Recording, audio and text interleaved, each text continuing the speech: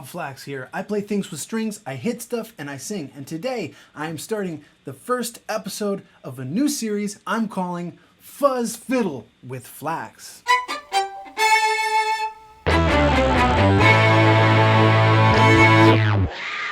I want to do a series of videos talking about fuzz pedals. Why? Well, a couple of reasons. First of all, fuzz is the first ever stomp box effect ever. Like ever. Of any effects, the very first kind of effect was fuzz. 1962, the Maestro Tone fuzz pedal that was used on the Rolling Stones hit I Can't Get No Satisfaction. That that sound was really impactful and everybody wanted it. And it's not that complicated to make as a circuit. At least that's what I hear. I don't design pedals, but the way that fuzz works is not that complicated. People have evolved it and done lots of things to it over the years, but the very earliest fuzzes sound really awesome. Into a tube amp with a guitar. That's how they were designed to be used. Actually, ironically, the fuzz tone was trying to make the guitar sound like a saxophone. So, instruments pretending to be things they're not is in the history of effects pedals. Fuzz is the original one. It gives a guitar or something that's plucky sustain. However, what do you do when you play violin and you already have a sustaining mechanism? You don't necessarily need a fuzz pedal, but they're cool. And they're weird and they're kind of complicated, and the way that fuzz interacts with the bow can get a little wacky. There are a lot of variables that most violinists don't think about, so I want to start to do some videos explaining what is fuzz, how do you use it, and why on earth would you want it when you already have a bow. Let's start now with a new pedal that I literally have not even looked at before. I haven't even taken it out of the box. The Behringer Superfuzz, the SF300. The Superfuzz is a clone of the Boss FZ2, which is the Hyperfuzz. It was really popular in the 90s with like doom and stoner metal artists. Not genres I really know much about, but that doesn't mean it couldn't be a cool sound effect for me for whatever else I'm making. Now, that pedal, the Boss, was actually a clone of the Unbox Superfuzz, which was an octave fuzz effect that came out in the 60s. And for years, I thought that anything that made an octave up sound was overkill on the violin, probably a bad idea. This thing is already shrill. I don't want to have something that's creating harmonics up. Sub-octave fuzzes, those could be cool. Maybe that's useful to give my violin some low notes, but something that makes an octave up sound, no. Then I found a pedal that I really liked and it had octave up.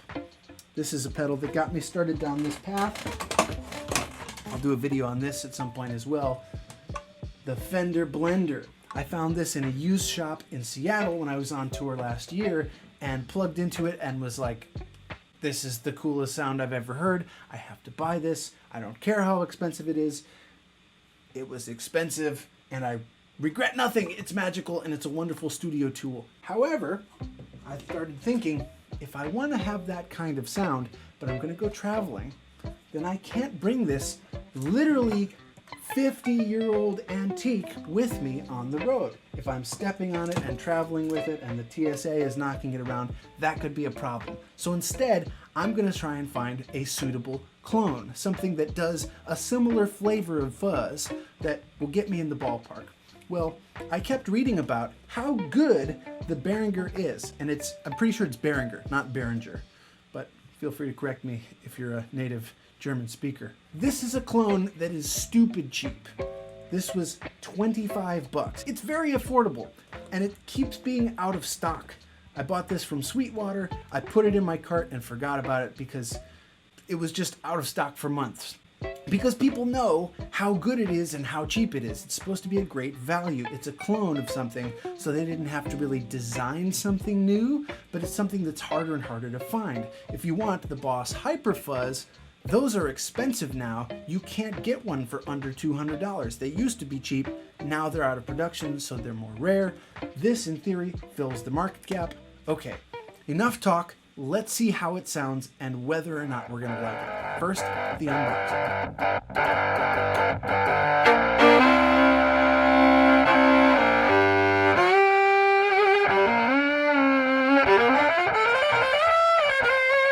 right away, I understand why it's so cheap. This feels cheap. It's plastic as opposed to metal. This probably would break underfoot if I were to take it on the road for a period of time. Fortunately, there's this whole Rona thing, so I don't know. But let's get a closer look and see what's going on here. So right away, there's a couple of controls. There's level, treble, gain. This appears to be a cut or boost. Oh, that's for bass. And then there's 3 different modes: Fuzz 1, Fuzz 2, and Boost. So let's try each of them out. Just for giggles, let's put everything at 12 o'clock. Wow, these pots really feel cheap. A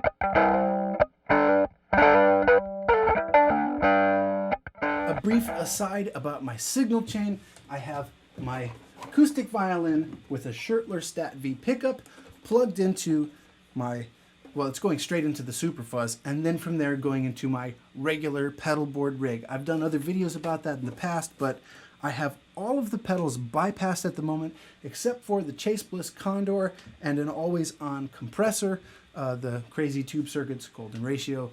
Both don't really color the sound so much. They just kind of smooth it out, make the pickup sound a little more like the natural instrument. That is then going into the GFI system CabZeus, Cabinet Simulator. Now, a really important thing about fuzz pedals, they were designed to go into the front end of a tube amplifier. So if you just plug a fuzz pedal in direct into the PA, into a mixer, or you plug your signal chain of your violin's pickup into the, just not a guitar amp, it's gonna sound spikier and harsher. The CabZeus is smoothing out everything just a little bit. So I also have this microphone, which you're hearing my voice with. Let's hear right now the sound of the violin with the mic and the pickup.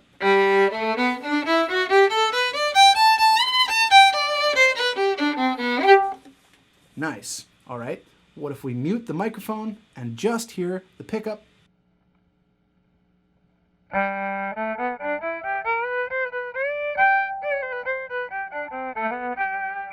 You get the idea. It's a bass tone. It's not that grand. It's not that exciting. The acoustic instrument sounds more nuanced. There's more harmonics. The pickup sounds a little flat in comparison. Now that is the magic of guitar amps. The tubes in guitar amps, when you push them to a certain point and they start to overdrive, they break up in complex and interesting ways. There are artificial harmonics that are created when you saturate those tubes and push them to their breaking point. This is why boost pedals in the front of a guitar amp can sound really cool. And at some point later in this Fuzz Fiddle series, I'm going to do more in-depth videos explaining the difference of what you plug into matters, and if you're gain staging, how that makes a difference. But for now, this is just my regular old rig, so you're gonna hear right now my unfiltered impressions of what I think of this pedal. Let's turn it on.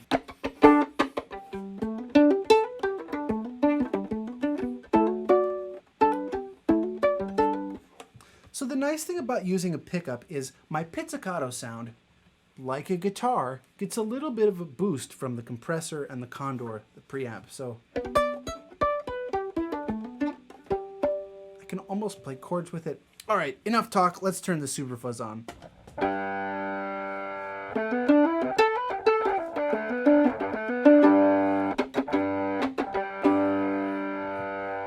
Okay, I'm pleased with that. I'm gonna mute the microphone and turn up the level on this.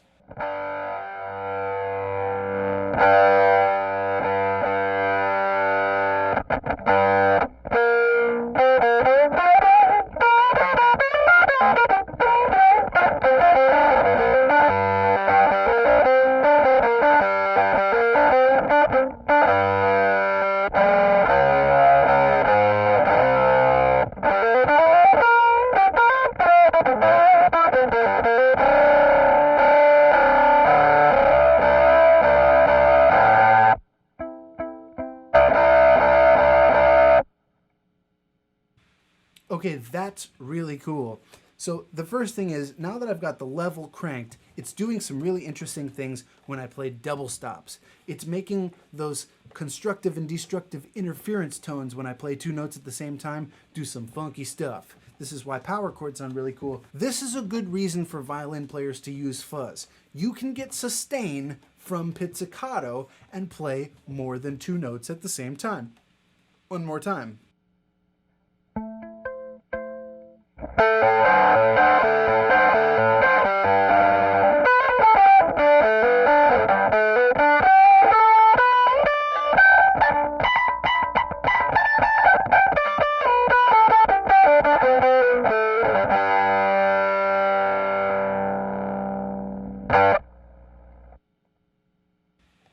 Pretty cool. Pretty cool. I'm genuinely pleased with that. I almost don't want to use the bow yet. No, let's use the bow. Let's use the bow. Let's find out.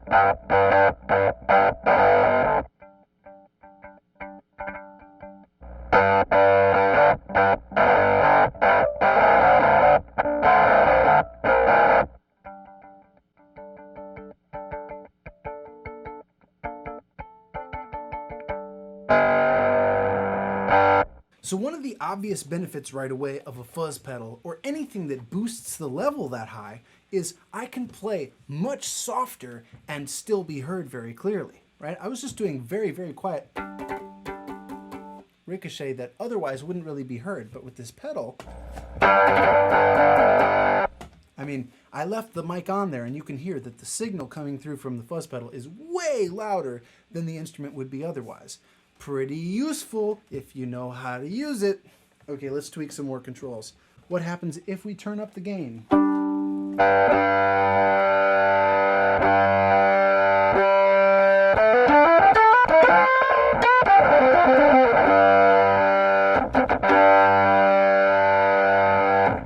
me mute the microphone.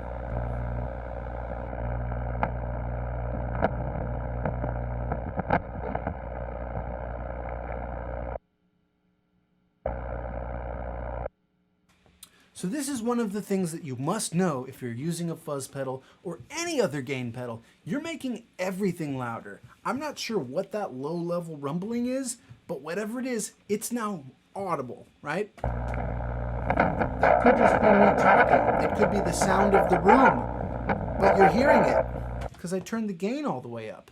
So it's amplifying anything it hears, which at the moment is quite a bit. Now, this is also a complicated thing when you're using a resonant acoustic instrument. If I were playing a solid body electric instrument, that might be different too. There are so many variables, but so far for 25 bucks, I like what I hear and I need to control the rumble.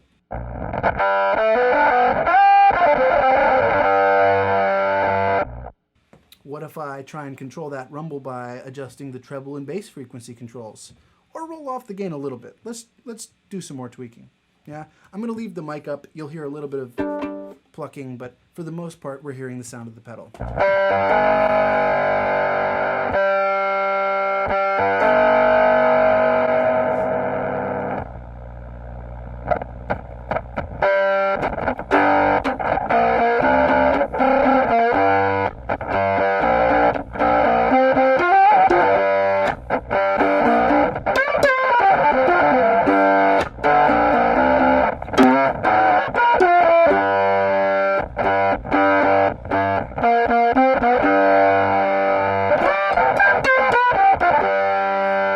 Can you hear a little bit of that octave up sound? I'm going to mute the microphone so you're not hearing the pluckiness, but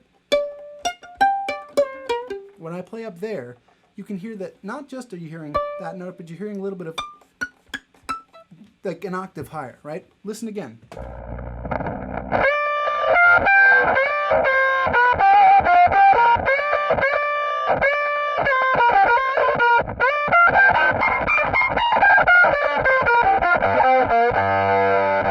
I think that's a cool effect, and it'll help me cut through the mix if I'm playing, say, in a band with a guitar that's in the mid-range. This helps me lift above that. Surprisingly enough, octave fuzz might be the go-to choice for violinists rather than standard fuzz, just because it's more defined and crispy and trebly, and that's the land that we're supposed to inhabit. All right, let's tweak the treble and bass controls. We're still on mode 1. Maybe mode 2, this will be completely different.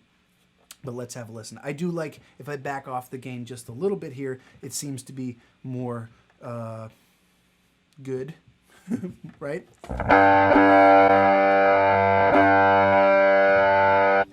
That last little bit of the dial didn't seem to add much to the sound. I'm not feeling like it's that much better.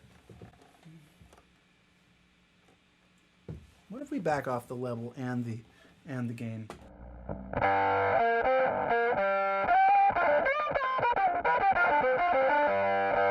No, it really needs to have the level all the way maxed. Or what if I max the gain, but leave the level not all the way up?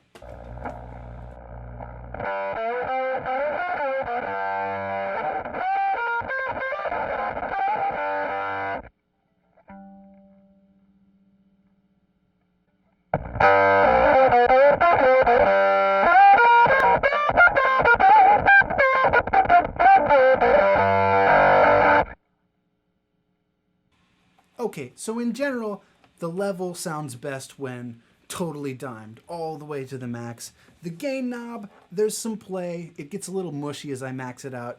Leaving it at about 2 o'clock seems to have about the same effect. I'm going to leave it there. Let's tweak the treble and bass controls and then move on to the other 2 modes.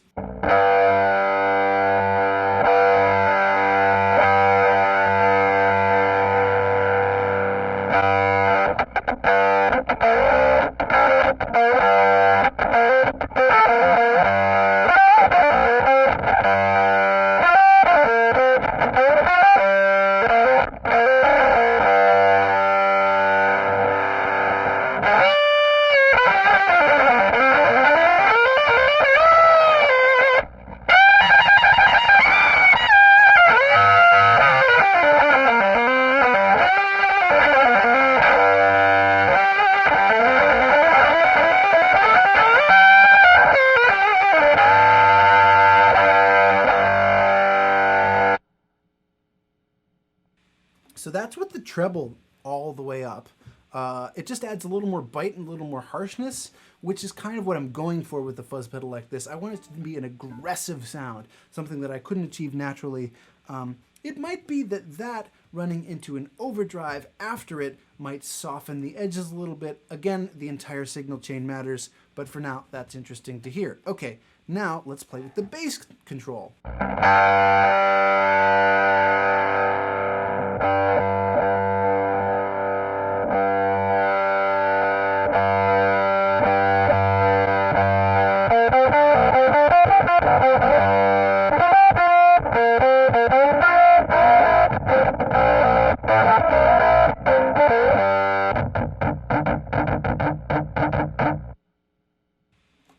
This instrument doesn't actually produce any bass, so to speak. There's no bass in this violin, so it's really just thump. Let's see if that makes a difference with bow noise.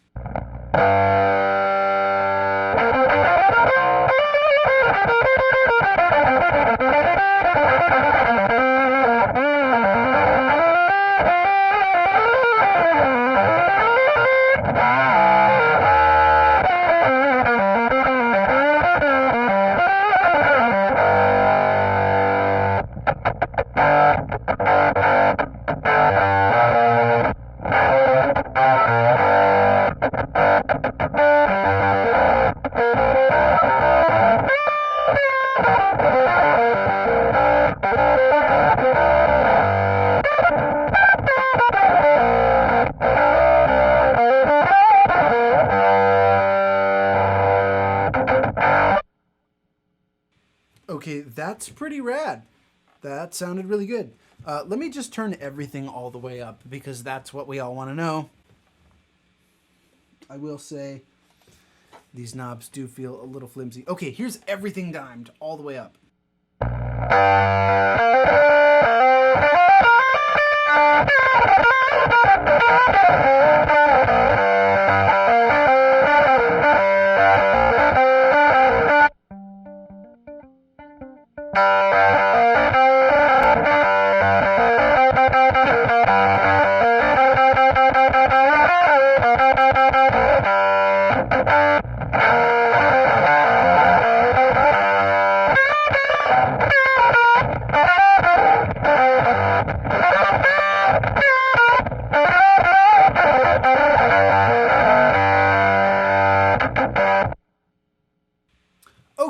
So first impressions, that sounds really good. I'm understanding what the hype was about. This sounds way better than it should for $25.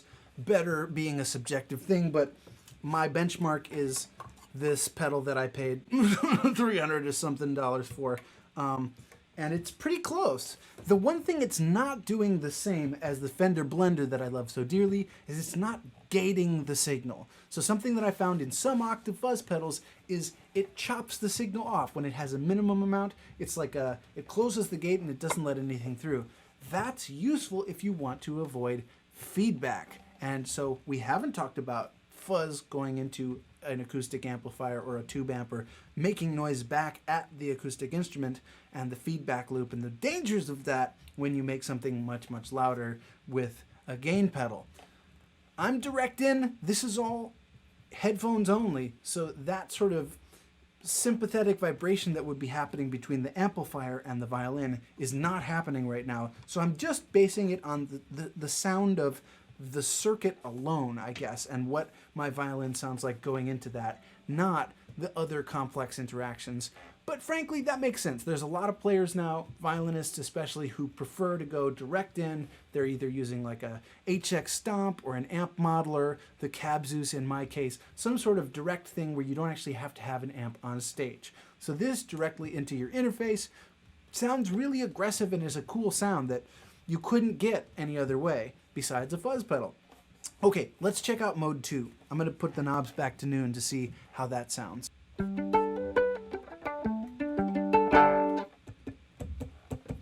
We're in mode 2. Let's do it.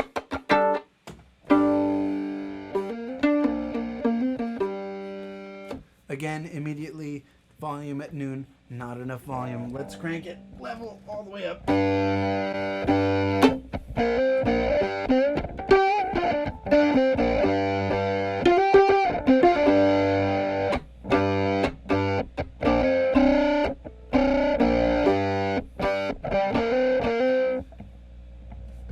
Interesting. Okay, so right away, this is a little more mid-scooped. The mid frequencies aren't as present. Let's turn the gain all the way up too and see what that does. Why not?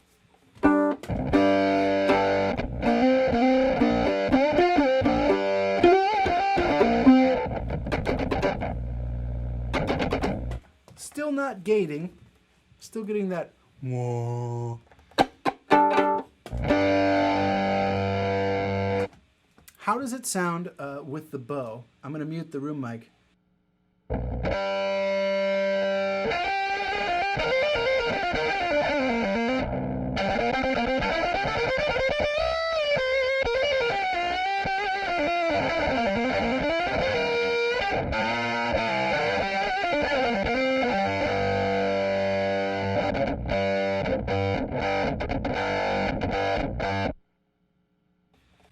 Okay, not bad. It's a little less harsh, but what happens if we adjust the bass and treble?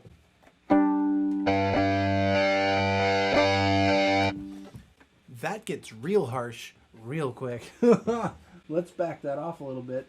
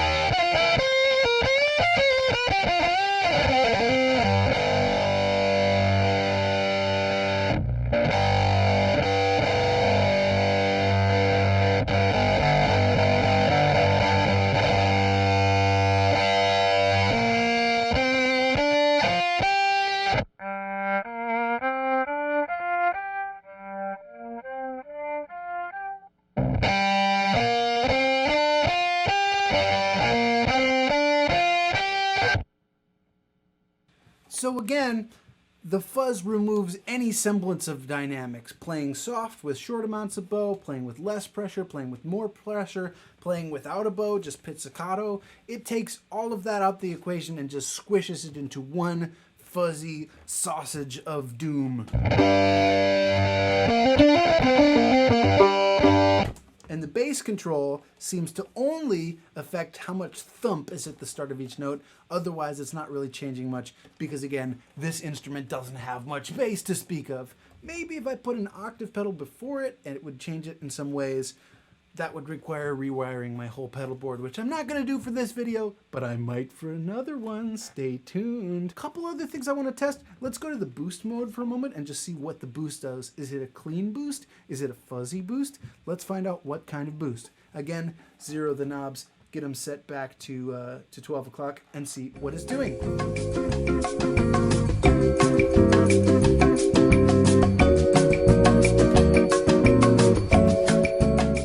It does. Okay, here we go.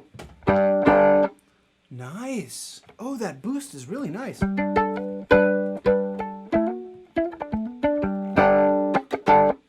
There's a little bit of crunch, and anytime you're using a boost circuit into a bunch of other stuff, the question you need to ask yourself is, which thing is crunching? Is it in the Superfuzz that the crunch is happening, and it only happens when I push a really hard note? Or is it one of the other pedals down the line that is receiving the crunch? It could be that the condor is getting the crunch. It could be the tone dexter is getting the crunch. I'm not sure.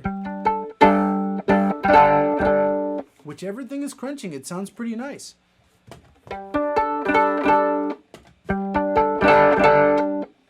That's a pleasant crunch. I don't mind it at all. Let's hear it with the bow.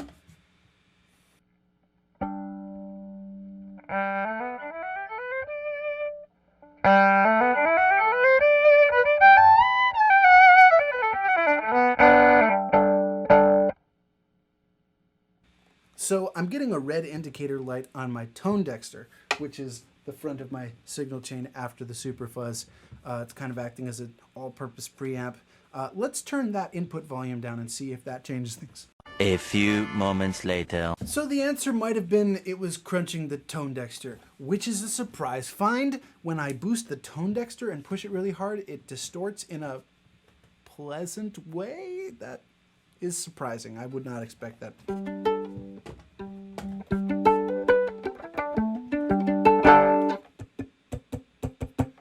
To be honest, this boost doesn't sound that crunchy or fuzzy. It's really just a boost. It might be that I can tweak the treble and bass, and let's see what happens when I change the controls on it.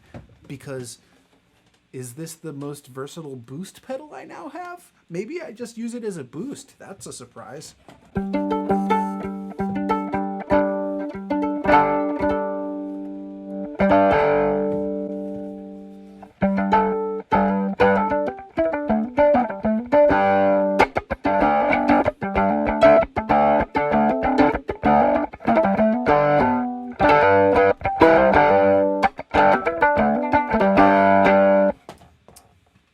Yeah, at this point, literally anything that I play is making some red alarm sounds on the tone dexter. Let me turn that back down again.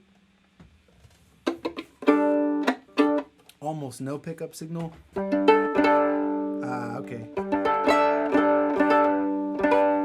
Mute the mics.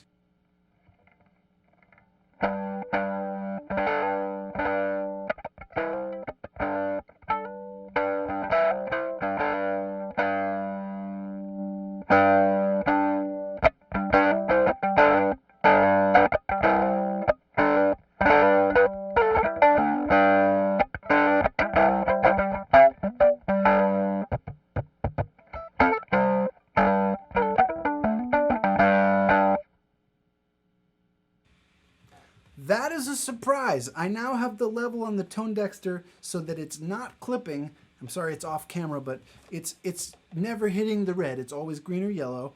And there's still a little bit of crunch, which makes me suspect that the crunch is actually coming from inside the house. This boost is a little bit crunchy when you turn all of the stuff all the way up. I have to turn the treble and bass controls all the way up too. Why not?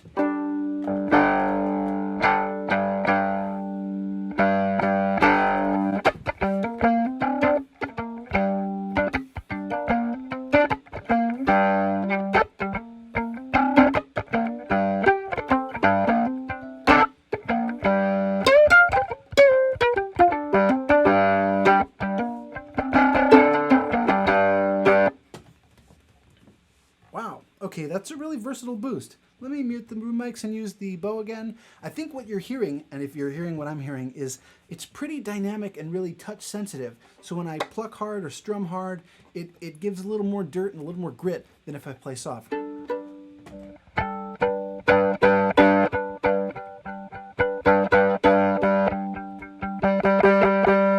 So I imagine the same thing will happen with the bow. Let me mute the room mic.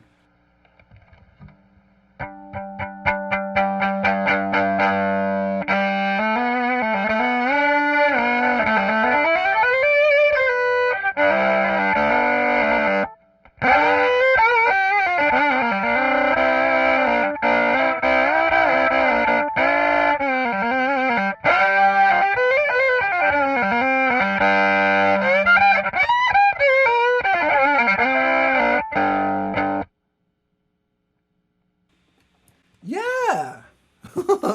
That's great! Okay, so this pedal already has earned its salt. It's definitely worth the 25 bucks. I might buy it just as a boost pedal even if it didn't have the fuzz, because with everything turned all the way up, it's more like an overdrive pedal. It feels like and reacts like a tube amp that is just on the edge of breakup. When you play soft, it mostly behaves itself, but it has kind of a warm, soft compression that makes each note feel a little rounder and more even. And when I play it harder, it has a little bit of breakup that kind of gives a nice bluesy character to it. So, okay, Behringer Superfuzz. I get why they're always out of stock. This is a great boost.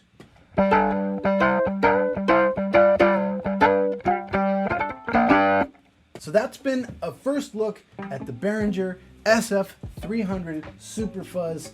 First impressions, very positive. I really like Fuzz Mode 1 and I like the boost. I imagine that depending on what I plug into, Fuzz 1 or Fuzz 2 would be better.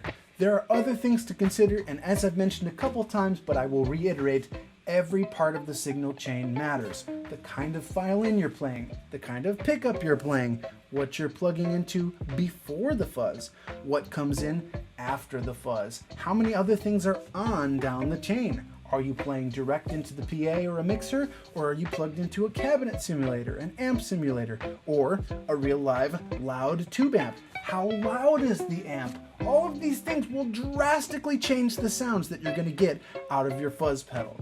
So you're really only hearing the first step in my journey to figuring out how to best use this gear. But I hope this has given you some ideas, and to be honest, this is a no-brainer. If you're a violinist and you want to have a weird, dirty, distorted tone, this is 25 bucks and I think it's worth it. Stay tuned for future updates and other episodes of my Fuzz Fiddle series where I'm going to share with you some of my other budget fuzz pedal suggestions, as well as the most expensive pedal I have ever purchased.